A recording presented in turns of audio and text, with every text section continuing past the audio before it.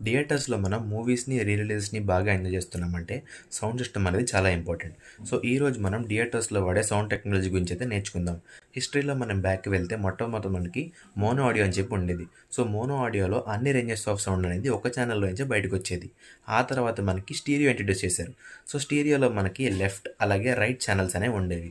So, లెఫ్ట్‌లో వచ్చే sounds అన్నీ లెఫ్ట్ ఛానెల్‌లో, రైట్‌లో వచ్చే సౌండ్స్ అన్నీ రైట్ ఛానెల్‌లో ఉండేవి.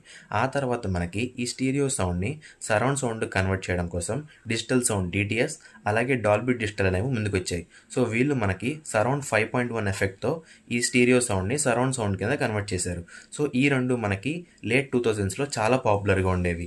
సో దీంట్లో మనకి 5.1 ఛానల్లో సౌండ్ అనేది బయటకు వచ్చేది. అంటే 5 సరౌండ్ ఛానల్స్లో సౌండ్ అలాగే ఒక సబూఫర్ బేస్ ఛానల్లో మనకి బేస్ అనేది బయటకు వచ్చేది.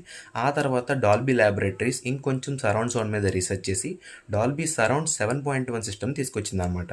సో దీంట్లో మనకి 7 ఛానల్స్లో సౌండ్ అవుట్పుట్ అలాగే ఒక సబూఫర్ బేస్ ఛానల్లో నుంచి బేస్ అయితే బయటకు వచ్చేది.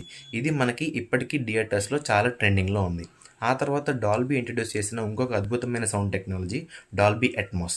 సో దీంట్లో మనకి ఓన్లీ సరౌండ్ ఎఫెక్ట్ మాత్రమే కాకుండా 360 సరౌండ్ ఎఫెక్ట్ కోసం మనకి ఓవర్ హెడ్ స్పీకర్స్ని కూడా తీసుకొచ్చాయి.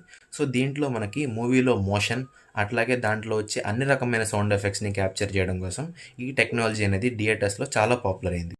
మీకు బాగా ఇష్టమైన సౌండ్ టెక్నాలజీ ఏంటో అలాగే మీ రీజియన్లో మంచి సౌండ్ సిస్టమ్ ఉన్న థియేటర్ ఏంటో కింద కామెంట్స్లో మెన్షన్ చేయండి. For more videos, subscribe to Viewers.